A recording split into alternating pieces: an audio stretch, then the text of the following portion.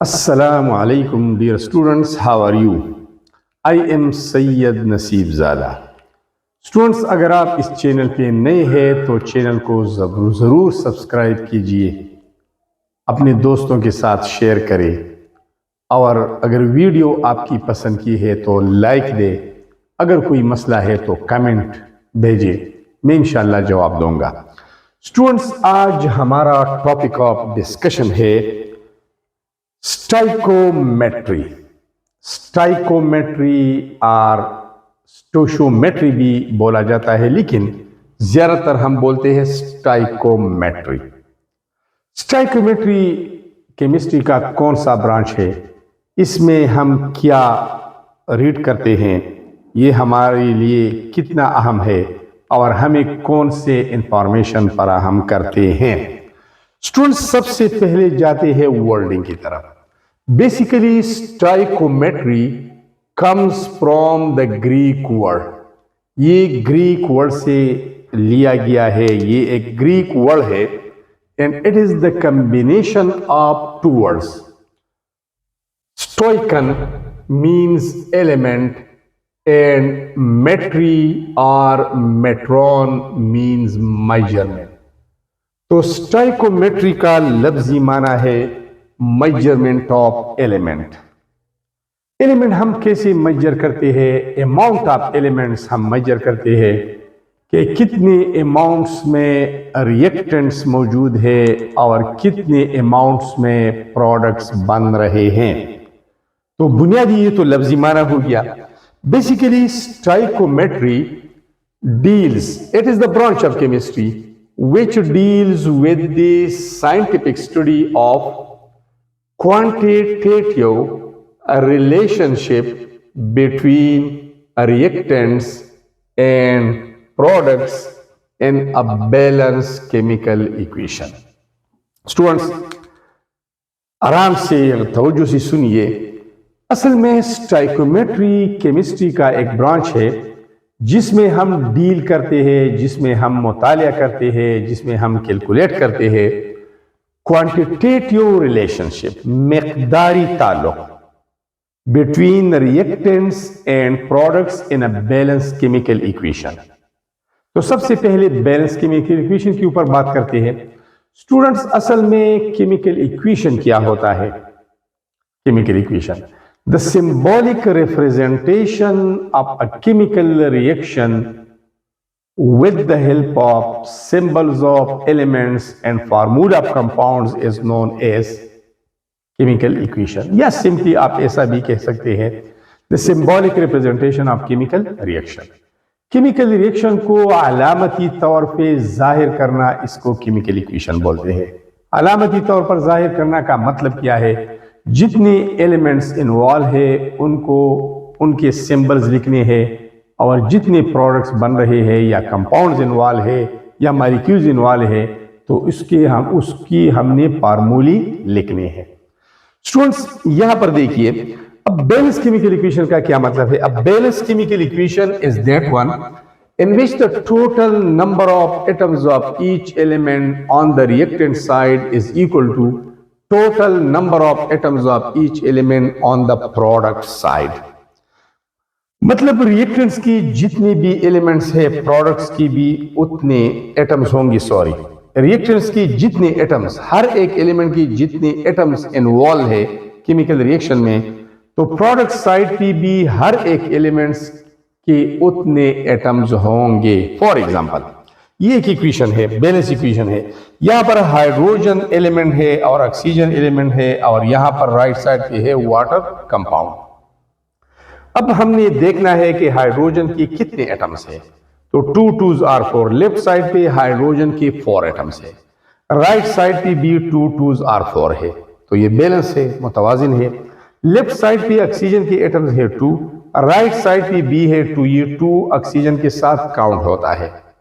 Again میں دہراتا ہوں، a balanced chemical equation is that one in which the total number of atoms of each element on the left side of the arrow is equal to total number of atoms of each element on the right side of the arrow۔ Reactant side पे हर एक element की जितनी atoms होंगी उतनी ही product side पे हर एक element के atoms मौजूद होंगे। और ये है law of conservation of atoms के मुताबिक, that atoms can neither be created nor destroyed during a chemical reaction.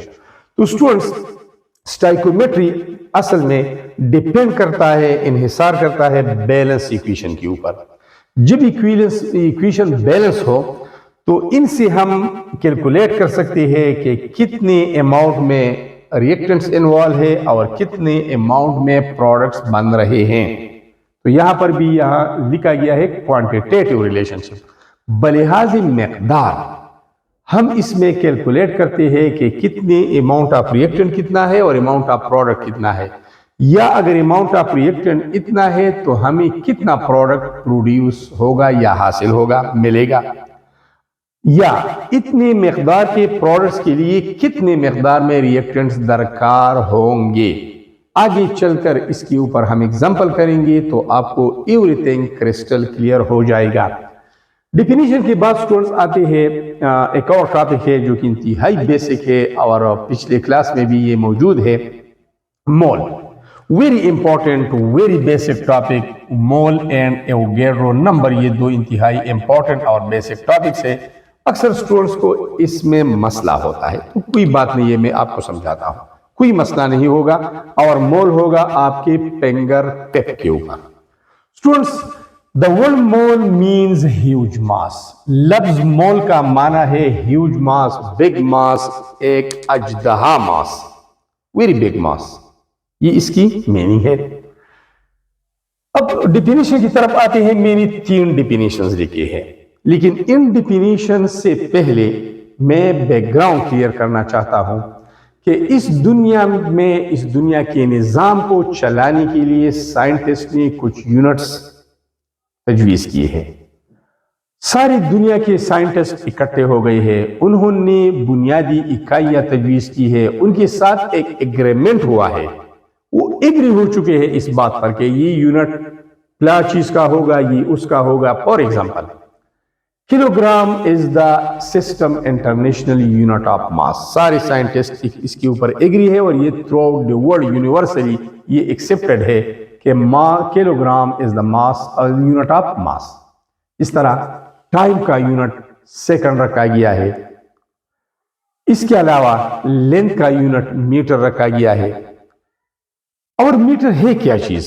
Metre ये है कि सारी दुनिया के साइंटिस्ट इकट्ठे हो गई, उन्होंने प्लैटिनियम और इरेडियम 2 मेटल ले लिए, उनको खूब हीट किया, पिघलाया, उसके बाद मिक्स किया, उसके बाद सॉलिडिफाई किया, उससे एक रॉड बनाया। उस रॉड के ऊपर 2 निशानात लगाए और ये माना गया, इस पे एग्री हो गई कि इसका दरमियानी फासला 1 मीटर है। अब अगर आप अपने मुल्क में आप 1 मीटर कपड़ा लेते हैं तो दुनिया के जिस मुल्क में आप जाएंगे वही 1 मीटर होगा, न कम होगा न ज्यादा। सारी दुनिया के साइंटिस्ट ने वो मेजरमेंट अपने साथ लिया हुआ है, अपने मुल्कों को ले गए हैं। इस तरह प्लैटिनियम इरेडियम को पिघलाया गया है और उसको मिक्स किया गया है, उसके बाद उससे एक ब्लॉक बनाया गया है और उसका मास माना गया है कि ये 1 किलोग्राम है।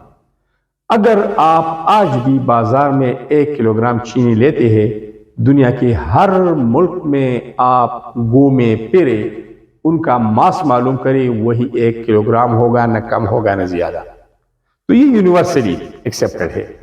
तो इस तरह आम माहौल में हम कुछ इकाइयों का जिक्र करते हैं अपनी आसानी के खातिर। ये हमारे मुआशरे में आम है। For example, 2 similar thing is equal to 1 pair. हम 2 सिमिलर चीजों को एक जोड़ा कहते हैं। एक जोड़ा shoes, 1 pair of shoes. 12 similar things को हम बोलते हैं 1 डजन, 1 दर्जन।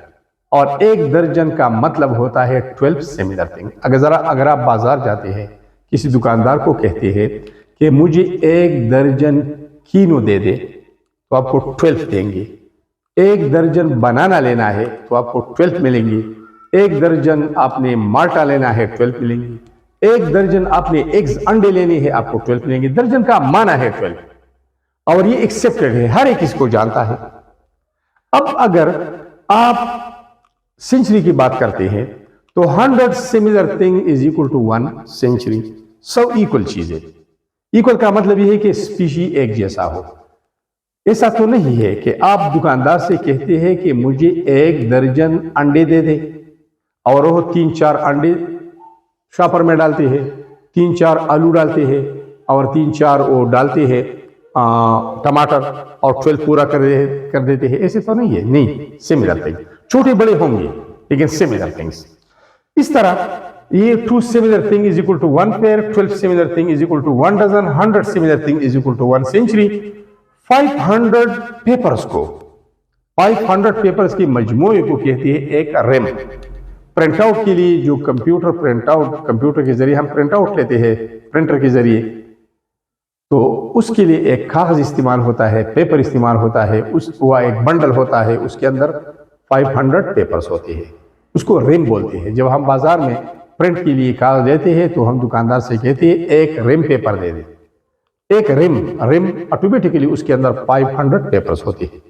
اب 1000 similar thing is equal to 1 kilo, 1000 similar things کے لیے کلو کا لفظ استعمال گیا ہے۔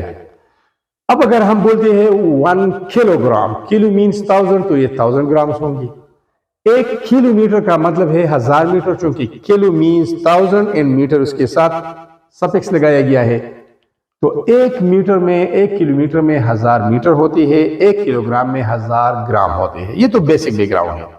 اب اس طرح سائنٹیفک ورک میں ہمارا واسطہ پڑتا ہے atoms, ions, molecules, compounds, formula units, electron, proton اور نیوٹران سے۔ تو a group of 6.023 into 10 power 23 similar thing is known as 1 mole. Again سنیے، a group of 6.023 into 10 power 23 similar thing is called 1 mole. تو جس طرح بھی ہم یہ کامن یونٹس استعمال کرتے ہیں، اگر آپ ایک ریڑھی بان کے پاس جائے، وہ ان پڑھ ہے، اور اسے کہے کہ مجھے 1 درجن بنانا کیلے دے دے، تو ڈائریکٹلی وہ شاپر لے کے 12 کیلے کو کاؤنٹ کرتا ہے اور آپ کو تما دیتا ہے کہ یہ آپ کی 1 درجن کیلے ہوگی۔ اس کو پتہ ہے کہ 1 درجن میں 12 ہوتی ہے۔ تو آپ کو کیوں پتہ نہیں ہے کہ 1 مول میں اتنے ذرات ہوتے ہیں؟ تو جب بھی ٹیچر کی منہ سے یہ بات نکلتی ہے 1 مول آف الیکٹران، تو آپ نے اپنی دماغ کے اوپر زور ڈالنا ہے کہ 1 مول آف الیکٹران کا مطلب ہے، مول کا مطلب ہے یہ ویلیو، 1 مول ایٹمز اتنے ایٹمز، 1 مول مالیکیولز اتنے مالیکیول، مول کا مطلب یہی ہے۔ اور اس نمبر کو ہم بولتے ہیں ایوگیڈرو نمبر۔ ایک اٹالین سائنٹسٹ امیڈی ایوگیڈرو کے نام سے یہ منسوب کیا گیا ہے۔ اس نمبر کو ہم کہتے ہیں ایوگیڈرو number. The number of particles present in 1 mole of a substance is known as ایوگیڈرو number, اور اس کو ظاہر کیا جاتا ہے Na سے، N for number, A for ایوگیڈرو۔ ٹھیک ہے اسٹوڈنٹس، یہ تو ہو گیا پہلا ڈیفینیشن کہ مول کیا چیز ہے۔ اتنے سملر تھنگس کے گروپ کو مول بولتے ہیں۔ اگر اتنے الیکٹران ہے تو یہ 1 مول الیکٹران ہے، اتنے پروٹان ہے 1 مول پروٹان ہے، اتنے واٹر مالیکیول ہے تو یہ 1 مول واٹر ہے، اتنی سوڈیم کلورائڈ فارمولا یونٹس ہے تو یہ 1 مول ہے۔ اگر اتنے آکسیجن ایٹمز ہے تو ان کو ہم 1 مول آکسیجن ایٹمز بولتے ہیں۔ آسانی کی خاطر ہم مول کا لفظ استعمال کرتے ہیں، اور مول کا ڈائریکٹلی مطلب ہوتا ہے یہ۔ اسٹوڈنٹس اب آتے ہیں ایک اور ڈیفینیشن کی طرف۔ دوسرا ڈیفینیشن یہ ہے، the mass of 6.023 into 10 power 23 similar thing is called mole. اتنی سملر تھنگس کا، ایوگیڈرو نمبر آف سملر تھنگ کا جو ماس ہوتا ہے اس کو بھی مول کہتے ہیں۔ اگر ہم ایوگیڈرو نمبر آف ہائیڈروجن ایٹمز لیتے ہیں، اس کا ماس 1 گرام ہوتا ہے، اس کو ہم مول بولتے ہیں۔ اگر ہم ایوگیڈرو نمبر آف آکسیجن ایٹمز لیتے ہیں تو اس کا ماس 16 گرام ہے، اس کو مول بولتے ہیں۔ اگر ہم ایوگیڈرو نمبر آف واٹر مالیکیول کی بات کرتے ہیں، اس کا ماس 18 گرام ہوتا ہے، تو یہ بھی 1 مول ہے۔ تو the mass of 1 mole of anything the mass of 1 mole of anything, the mass in gram की बात मैं कर रहा हूं, is also called 1 mole. और ये है क्या? हाइड्रोजन का एटॉमिक मास क्या है? 1. रिलेटिव एटॉमिक मास है एज कंपेयर टू कार्बन 12 है, एज कंपेयर टू स्टैंडर्ड है 1 है. एटॉमिक मास के लिए यूनिट इस्तेमाल होती है AMU, एटॉमिक मास यूनिट. जब भी AMU हम लिखते हैं तो उसका मतलब होता है only one thing, only single thing. ये सिंगल हाइड्रोजन एटम का मास है. ये बात याद रखनी है आपने. दोबारा बताता हूं, जब भी एटम, मॉलिक्यूल, आयन या फार्मूला यूनिट के मास के साथ AMU लगाया जाता है तो इसका मतलब होता है single thing. For example, hydrogen के सामने मैंने लिखा है 1 AMU, तो सिंगल हाइड्रोजन का मास 1 AMU है. ऑक्सीजन के सामने मैंने लिखा है 16 AMU, तो इसका मतलब यह है कि सिंगल ऑक्सीजन एटम का मास 16 AMU है. वाटर के सामने मैंने लिखा है 18 AMU. क्यों 18 लिखा है? ऑक्सीजन का एटॉमिक मास है 16, हाइड्रोजन का एटॉमिक मास है 1, 2 हाइड्रोजन है, 2 का मास तो 2 हो गया, 2 + 16 = 18. तो ये सिंगल वाटर मॉलिक्यूल का मास है. अब अगर हम इस AMU को रिप्लेस करें बाय ग्राम्स, तो ये हमारे पास है एटॉमिक मास ऑफ ये वाला हाइड्रोजन, ये है एटॉमिक मास ऑफ ऑक्सीजन, ये है मॉलिक्यूलर मास, मॉलिक्यूल की मास को मॉलिक्यूलर मास बोलते हैं, ये है मॉलिक्यूलर मास ऑफ वाटर. इसको मैंने जाहिर किया है ग्राम से, तो it is called gram atomic mass. Gram atomic mass को मोल बोलते हैं. और ये भी है gram atomic mass of oxygen, इसको भी मोल कहते हैं. और ये है gram molecular mass of water, इसको भी मोल बोलते हैं. तो एक और डेफिनेशन एराइज होता है, वो क्या है? वो ये है ग्राम एटॉमिक मासेस. जब एटॉमिक मासेस को ग्राम से जाहिर किया जाता है AMU की बजाय, इंस्टेड ऑफ AMU, ये ग्राम एटॉमिक मास. जब एटॉमिक मास को ग्राम से जाहिर किया जाता है इंस्टेड ऑफ AMU की बजाय, इसको कहते हैं gram atomic mass. Gram molecular mass है, मॉलिक्यूलर मास है. मॉलिक्यूल के मास को जब ग्राम से जाहिर किया जाता है तो ये मॉलिक्यूलर मास है, इसको ग्राम से जाहिर किया जाता है. ग्राम फार्मूला मासेस, फार्मूला यूनिट्स के मास को जब ग्राम से जाहिर किया जाता है, इनको बोलते हैं मोल. तो ये एक और डेफिनेशन हो गया. अगेन आते हैं सिंपल, मैं आपको रीड आउट करता हूं. 3 डेफिनेशन है. A group of 6.023 into 10 power 23 similar thing is known as mole. एक डेफिनेशन. दूसरा definition, the mass of Avogadro number of similar particle is called mole. Gram atomic masses, gram molecular masses और ग्राम formula masses को भी मोल कहते हैं. तो यहां पर आप फर्क समझ गई कि इसका मतलब तो है सिंगल ऑक्सीजन एटम, लेकिन 16 ग्राम्स का मतलब है 1 मोल ऑक्सीजन एटम. 1 मोल ऑक्सीजन एटम का मतलब है 6.023 into 10 power 23. 18 AMU का मतलब तो है सिंगल वाटर मॉलिक्यूल, लेकिन 18 ग्राम का मतलब है Avogadro number of water molecules. 6.023 into 10 power 23 water molecule. तो Avogadro number of similar things के मास को, the mass of Avogadro number of similar particle is called mole. अब अगर एटॉमिक मास को AMU की बजाय ग्राम से जाहिर किया जाता है, मॉलिक्यूलर मास को AMU की बजाय ग्राम से जाहिर किया जाता है, इसको भी मोल कहते हैं. अब आ गई ना बात समझ में.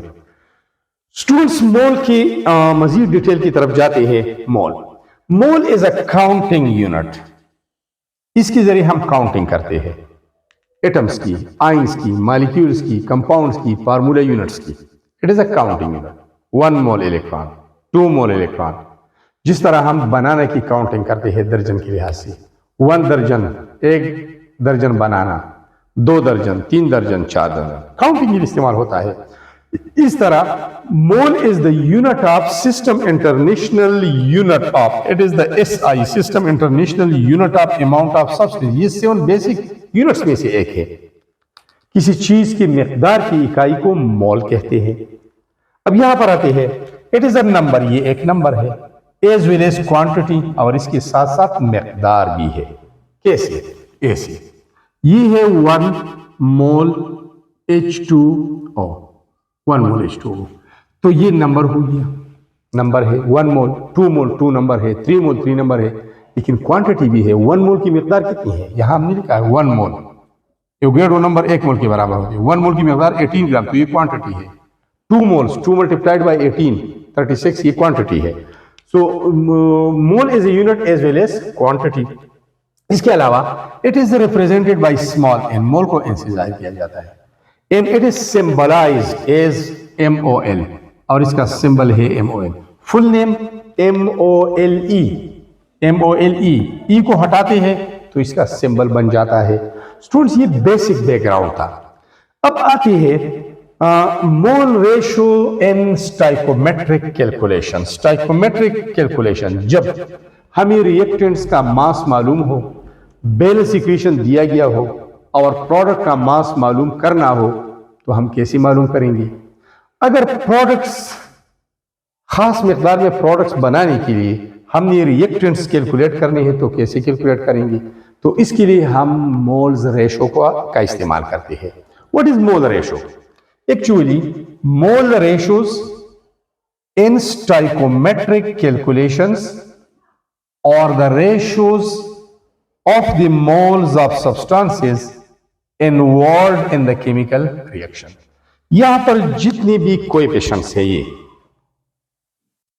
ये है 2 मोल्स, यहां पर कुछ नहीं लिखा गया है तो 1 मोल है, और ये है 2 मोल्स।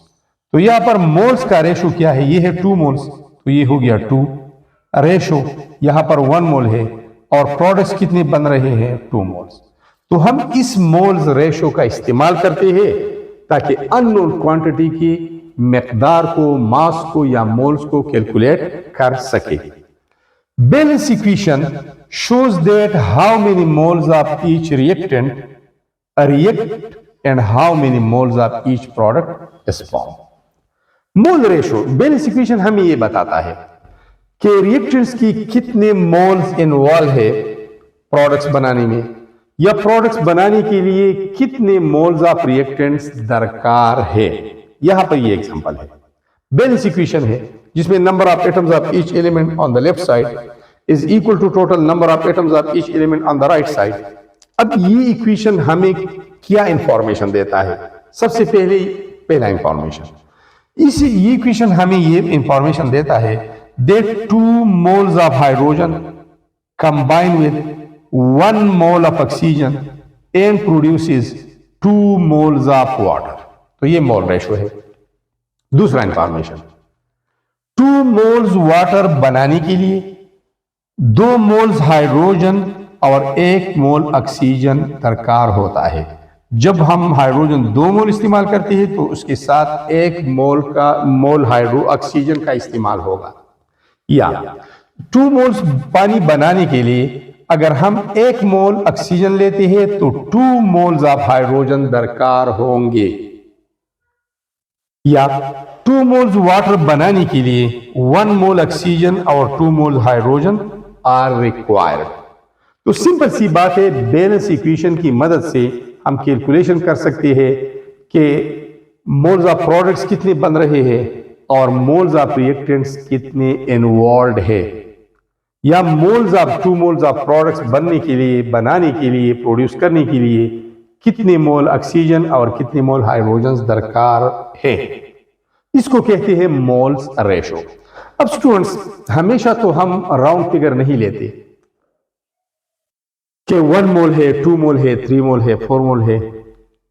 प्रैक्टिकल वर्क में, एक्सपेरिमेंटल वर्क में हमारा वास्ता पड़ता है छोटे छोटे और माइक्रो कैलकुलेशन से। जिस तरह रोज़मर्रा जिंदगी में हमारा वास्ता पड़ता है, कभी ये तो हम रोजाना नहीं लेते कि 1 दर्जन केले, 2 दर्जन केले, 3 दर्जन केले। अगर ½ दर्जन केले हमने लेने हैं तो फिर कितने केले मिलेंगे हमें? 1.5 डजन केले हमने लेने हैं तो फिर कितने केले मिलेंगे हमें? मतलब मेरा यह है कि मोल्स कैलकुलेशन के लिए कुछ बेसिक फार्मूलाज हैं, उसको हमने जहन में रखना है और उसके जरिए हम किसी अमाउंट ऑफ प्रोडक्ट के मोल्स को कैलकुलेट कर सकते हैं। तो चलो चलते हैं बेसिक फार्मूलाज की तरफ।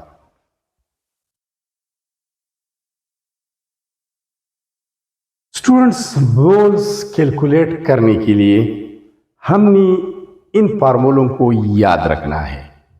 इसके ऊपर एग्जाम्पल भी है, इसके ऊपर आपकी बुक में सेल्फ असेसमेंट क्वेश्चंस भी है, इसके ऊपर एमसीक्यूज भी है और इसके ऊपर न्यूमेरिकल क्वेश्चंस है एक्सरसाइज में। अगर हम नंबर ऑफ मोल्स मालूम करते हैं तो सबसे पहला फार्मूला ये है mass in grams divided by molar mass. जो मास हमें दिया गया है उसको हमने डिवाइड करना है मोलर मास के ऊपर। What is molar mass? The mass of 1 mole of any substance is known as molar mass. For example 1 mole H2O इसका मास, ऑक्सीजन 16 है, हाइड्रोजन का मास 1 है, 2 का 2 हो गया तो 18 ग्राम्स पर मोल।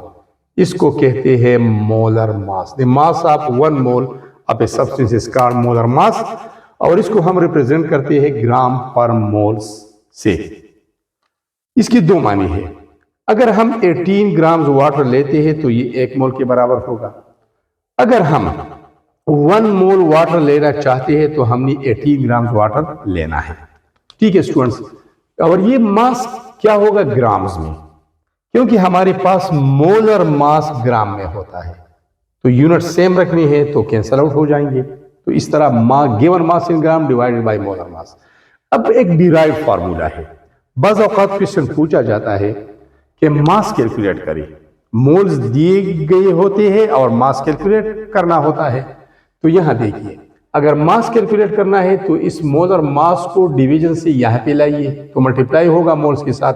तो mass is equal two moles multiplied by molar मास। इसके ऊपर भी क्वेश्चन है सेल्फ असेसमेंट।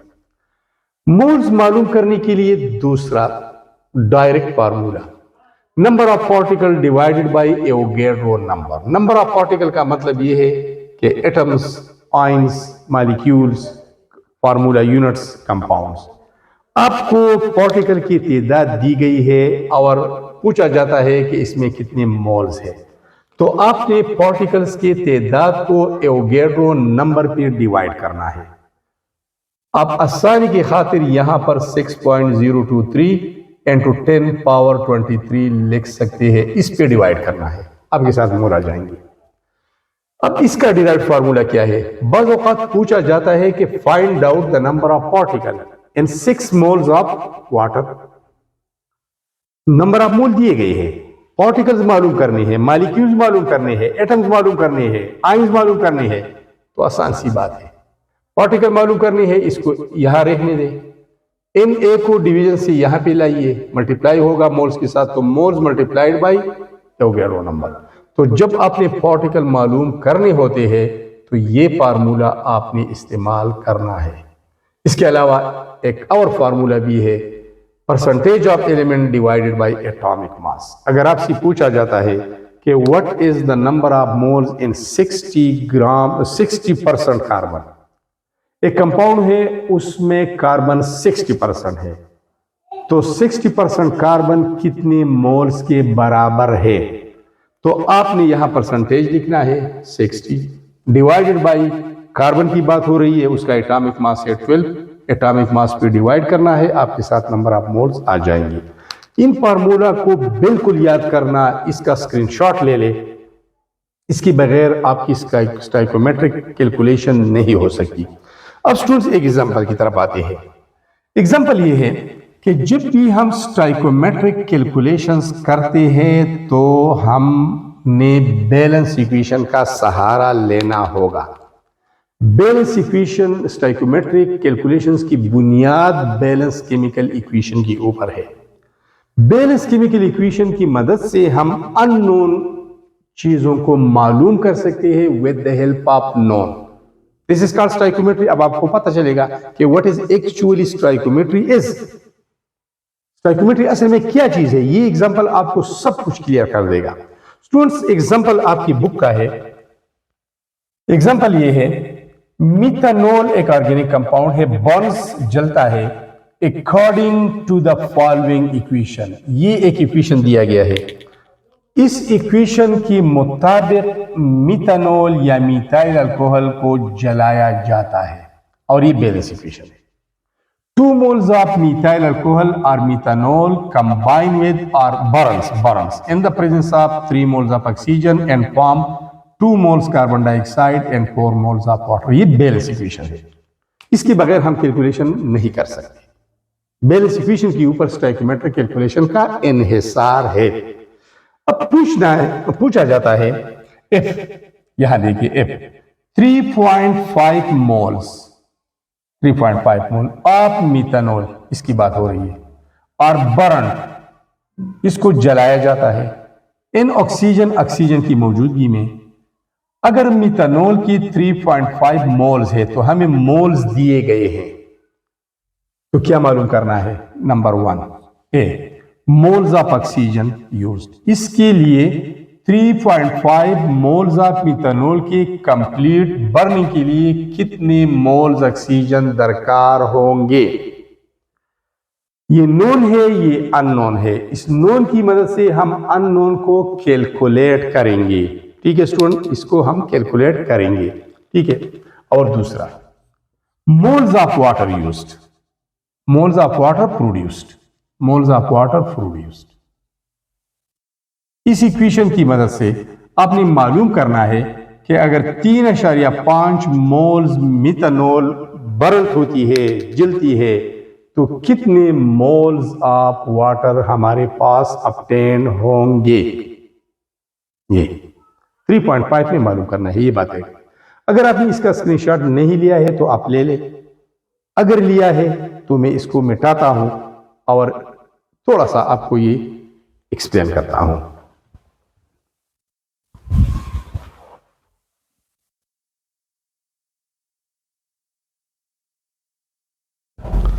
اسٹوڈنٹس یہاں دیکھیے، میں اس کی ایکویشن کو دوبارہ لکھتا ہوں. 2 moles of methyl alcohol combined with 3 moles of oxygen produces 2 moles of carbon dioxide and 4 moles of water. اب میں ڈیٹا لکھتا ہوں اس اے کے لیے. مولز آف آکسیجن یوز، کتنے مولز آف آکسیجن استعمال ہوں گے؟ تو یہاں پر ہمیں دیا گیا ہے 3.5 مولز میتائل الکوہل، اور اس کے لیے کتنے آکسیجن کے نمبر آف مولز درکار ہوں گے.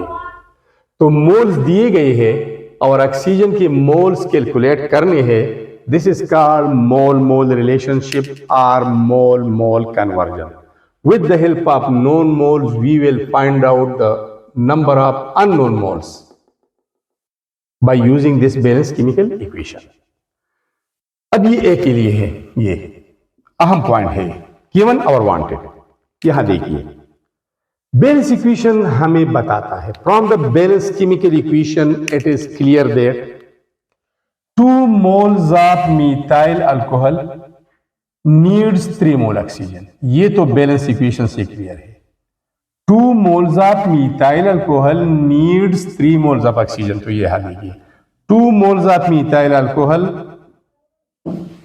needs یہاں پر میں needs 3 moles of oxygen، 3 moles oxygen کی ضرورت ہے. اب 1 mole کے لیے کتنی درکار ہوگی؟ 1 mole methyl alcohol will need، 1 mole کے لیے درکار ہوگی. تو 3 اپنی جگہ، اس 2 کو ملٹیپلیکیشن سے وہاں پر لے جائے، ڈیوائڈ کر لے، 3/2 moles of oxygen کی ضرورت ہوگی. اور یہاں پر پوچھا گیا ہے کہ 3.5 moles of methyl alcohol کے لیے کتنا moles of oxygen درکار ہے، کتنے moles of oxygen درکار ہے. تو 3.5 moles of methyl alcohol will need. تو 3/2 اپنی جگہ 3.5 سے ملٹیپلائی کریں، اس سے آئے گا جواب 5.25 moles of oxygen. تو جواب کیا ہو گیا کہ 3.5 moles of methyl alcohol burning کے لیے 5.25 moles of oxygen کی ضرورت ہوگی. تو ہم نے نون مولز کی مدد سے ان نون مولز آف آکسیجن کو کیلکولیٹ کیا with the help of balanced chemical equation. Balanced equation کے بغیر ہم نہیں کر سکتے، یہ اسٹائکومیٹری کے لیے ایک شرط ہے، اسٹائکومیٹرک کیلکولیشن کے لیے۔ اب دوسرے پارٹ پہ آتے ہیں، تو اگین میں اس ایکویشن کی لکھتا ہوں same to same. 2 moles of methanol or methyl alcohol reacts with 3 moles of oxygen and form 2 moles of carbon dioxide and 4 moles of water. اب پوچھا گیا، کیا پوچھتے ہیں، کیا مانگا جاتا ہے اور کیا دیا گیا ہے؟ moles of water produced 3.5 تو ادھر ہے، 3.5 moles میتھائل الکوہل کے برننگ سے کتنے مولز آف واٹر بنتے ہیں؟ Again moles are known and moles should be calculated. With the help of known moles, we should have to calculate the number of moles of water produced. This is called mole-mole relationship. This is called mole-mole conversion. اس کی مدد سے اس کو معلوم کرنا ہے کہ کتنے moles of water produce ہوں گے۔ 3.5 یہ ذرا دیکھیے، اب کہیں گے کچھ لڑکے تو کہیں گے اسٹوڈنٹ کہ سر یہ تو 4 moles ہے، نہیں 4 moles ہے لیکن وہ 2 moles میتھائل الکوہل دیتے ہیں۔ 3.5 moles کتنے بنائیں گے واٹر؟ 3.5 میں معلوم کرنا ہے۔ تو from the balance chemical equation it is clear that, اب بات ہو رہی ہے ان دونوں کی، اس سے ہمارا کوئی کام نہیں، اس سے ہمارا کوئی کام نہیں، جس طرح اس سے ہمارا کوئی کام نہیں تھا اور اس سے نہیں تھا اس کیس میں۔ اب بیلنس کی ایکویشن کی طرف جائیے۔ From the balance chemical equation it is clear that 2 moles of methyl alcohol produces 4 moles of water. 2 moles of methyl alcohol produces 4 moles of water. 1 mole methyl alcohol کتنے moles water produce کرے گا؟ 4 اپنی جگہ، 2 کو وہاں پر لے جائے divide کرے، اور 3.5 moles of methyl alcohol کتنے واٹر پیدا کرے گا؟ تو اس 3.5 سے ملٹیپلائی کریں، جواب آئے گا 7 moles۔ تو یہاں پر میں لکھتا ہوں 7 mole، تو یہ آپ کے ساتھ جواب ہے کیا کہ 3.5 moles of میتھنول کے کمپلیٹ برننگ سے ہمیں 7 moles of واٹر حاصل ہوں گے۔ دس از کالڈ اسٹائکومیٹری، یہ ہے اسٹائکومیٹرک کیلکولیشن کہ گیون ویلیو کی مدد سے ہم ان نون معلوم کرتے ہیں، لیکن by using the balance chemical equation. اور بیلنس کیمیکل ایکویشن میں ہم نے کن چیزوں کا سہارا لیا؟ مولز ریشو کا، کتنے مولز، اس کے مولز کتنے ہیں اور یہ کتنے بن رہے ہیں، یہاں پر اتنے اس کے مولز کتنے ہیں اور یہ کتنے درکار ہے۔ دس is called moles ratio. Thanks a lot for being with me and watching this very important video of stoichiometry.